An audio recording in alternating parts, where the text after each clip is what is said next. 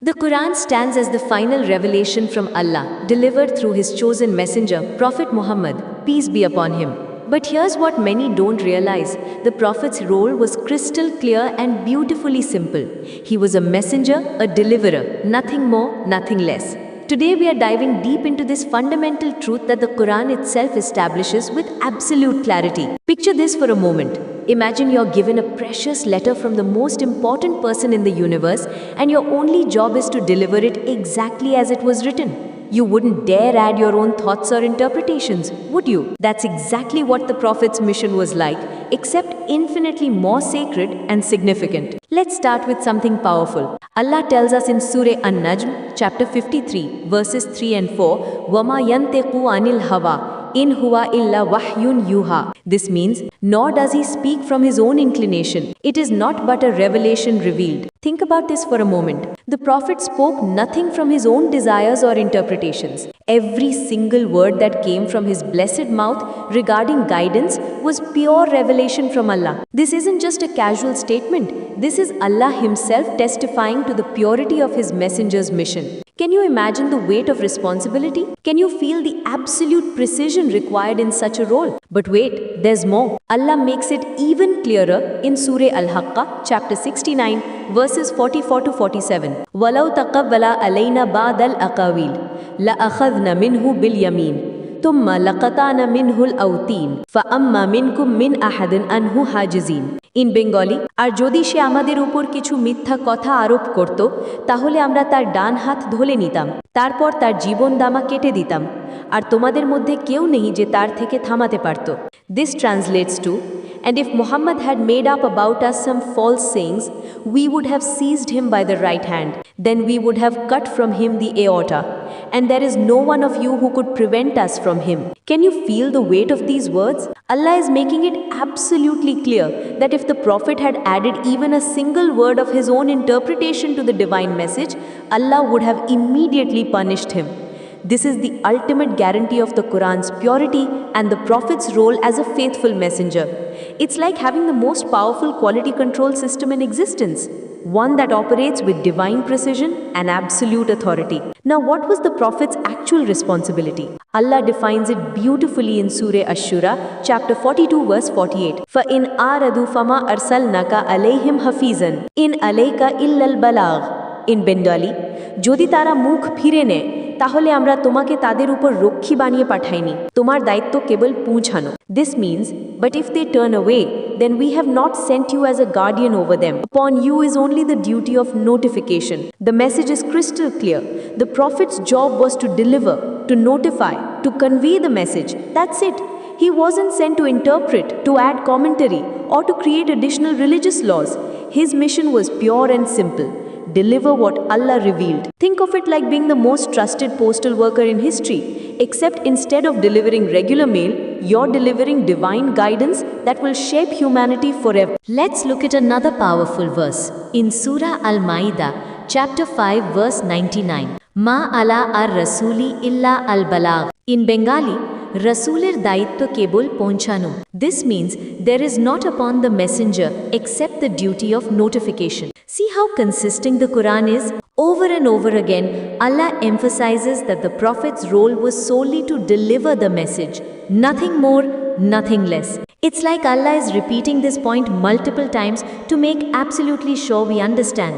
The Prophet was a messenger, not an interpreter, not a commentator, not an additional source of religious law. But here's where things get really interesting and frankly quite disturbing. Today we have people called mullahs, religious scholars, who claim to have additional knowledge beyond the Quran. They've created something called hadith, supposed sayings and actions of the Prophet that were compiled hundreds of years after his death. But think about this logically. If the Prophet spoke nothing outside of revelation, as the Quran clearly states, then how can there be authentic sayings of his that aren't already in the Quran? It's like claiming that a perfect messenger who was specifically instructed to deliver only divine revelation somehow had a secret stash of personal opinions that he shared on the side.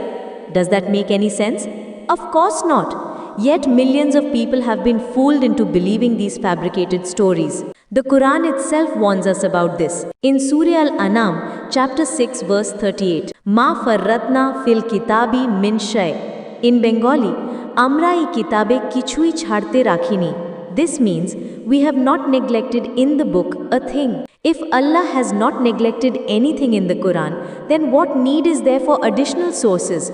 What could possibly be missing from a book that claims to contain everything? Allah also tells us in Surah An-Nahl, chapter 16 verse 89, وَنَزَّلْنَا عَلَيْكَ الْكِتَابَ تِبْيَانًا لِكُلِّ شَيْءٍ. In Bengali, আর আমরা তোমার উপর এই কিতাব নাজিল করেছি যা সব কিছু স্পষ্ট করে দেয়. This means, and we have sent down to you the book as clarification for all things. If the Quran is clarification for all things, then why do we need mullahs to explain it to us? Why do we need their fabricated stories and interpretations?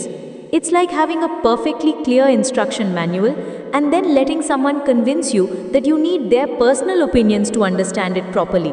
The truth is, these mullahs have turned religion into a business. They've created a whole industry around interpreting Islam, making themselves indispensable middlemen between people and their creator. But Allah never appointed them as intermediaries. In fact, the Quran warns against following religious leaders blindly. Think about it. What's more profitable? Telling people they can read and understand the Quran themselves, or convincing them that they need years of specialized training and countless books of interpretations to properly practice their faith? The answer is obvious, and that's exactly what these religious businessmen have done. In Surah At-Tawbah, chapter 9 verse 31, ittakhadu akhbarahum wa ruhbanahum arbaban min duni Allah. In Bengali, তারা আল্লাহ ছাড়া তাদের ধর্মগুরু আর সন্ন্যাসীদের প্রভু বানিয়ে নিয়েছে. This means they have taken their scholars and monks as lords besides Allah. This is exactly what's happening today. People follow mullahs and their fabricated hadiths instead of going directly to the Quran. They've made these scholars into many gods whose interpretations cannot be questioned. It's like replacing the original manufacturer's warranty with a third-party guarantee that comes with endless conditions and complications. But the Quran is clear about who we should follow. In Surah Al-Araf, chapter 7, verse 3, ittabi'u ma unzila ilaykum min rabbikum wala tattabi'u min dunihi awliya. In Bengali, তোমাদের প্রভু তোমার কাছে যা নাজিল করেছেন তার অনুসরণ করো আর তার ছাড়া অন্য কোনো বন্ধুকে অনুসরণ করো না.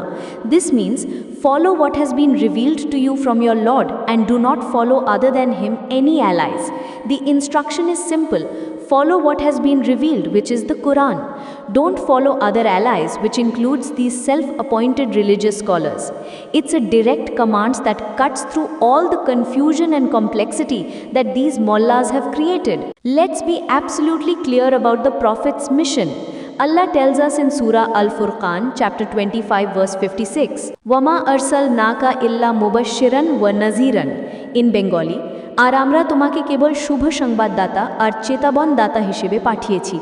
This means, and we did not send you except as a bringer of good tidings and a warner. The Prophet was sent to bring good news to believers and warn those who reject the truth. His job wasn't to create new religious laws or interpretations.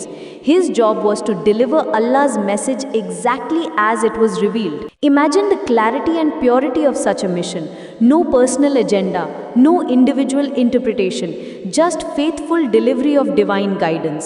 Think about this logically. If Allah is all-knowing and all-wise, would He send down an incomplete book that needs additional explanations from human beings? Would He rely on fallible humans to complete His perfect revelation? Of course not. That would be like a master architect creating a blueprint and then depending on amateur builders to fill in the missing details. The Quran itself testifies to its completeness. In Surah Al-Ma'idah, chapter 5, verse 3, Al-Yawma akmaltu lakum dinakum wa atmamtu alaykum nimati wa raditu lakumu al-Islama dinan. In Bengali, আজ আমি তোমাদের জন্য তোমাদের ধর্মকে পূর্ণ করলাম আর তোমাদের উপর আমার অনুগ্রহ সম্পূর্ণ করলাম আর তোমাদের জন্য ইসলাম ধর্মকে মনে নিয়ে নিলাম. This means, this day I have perfected for you your religion and completed my favor upon you and have approved for you Islam is religion. If the religion was perfected and completed through the Quran, then what's the need for additional sources compiled centuries later by people who never even met the Prophet? It's like claiming that a finished masterpiece needs random additions from people who weren't even present when it was created. The answer is simple. There is no need. These hadiths are fabrications created by mullahs to establish their authority and create a religious business. They've made people dependent on their interpretations instead of encouraging direct relationship with the Quran. It's a classic case of creating a problem and then selling the solution. But Allah wants us to go directly to His book. In Surah Sad, chapter 38, verse 29, Kitabun anzalnahu ilaika mubarakun li yaddabbaru ayatihi wali yatazakkara ulu al-albab. In Bengali, এটা এক বরকতের কিতাব যা আমরা তোমার কাছে নাজিল করেছি যাতে তারা তার আয়াতগুলো নিয়ে চিন্তা করে আর বুদ্ধিমান লোকেরা উপদেশ নেয়। This means this is a blessed book which we have revealed to you that they might reflect upon its verses and that those of understanding would be reminded. Allah wants us to reflect upon the Quran's verses ourselves. He wants people of understanding to derive lessons directly from His words. He never said we need mullahs to explain it to us. It's like having a personal invitation from the Creator to engage directly with His guidance without any intermediaries or translators. The beauty of the Quran is that it's accessible to everyone. Allah says in Surah Qamar, chapter 54, verse 17, وَلَقَدْ يَسَّرْنَا الْقُرْآنَ لِلذِّكْرِ فَهَلْ مِن مُدَّكِرٍ In Bengali, আর আমরা কোরআনকে উপদেশ নেওয়ার জন্য সহজ করে দিয়েছি क्योंकि উপদেশ নিবে This means and we have certainly made the Quran easy for remembrance. So is there any who will remember? If Allah has made the Quran easy for remembrance and understanding, then why do we need complicated interpretations from mullahs? Why do we need their fabricated stories that often contradict the Quran itself? It's like having a simple, clear roadmap and then letting someone convince you that you need their confusing, contradictory directions to reach your destination. The truth is, we don't. The Quran is sufficient. The Prophet's role was to deliver it faithfully, which he did with absolute perfection and unwavering dedication. Our role is to read it, understand it, and follow it directly.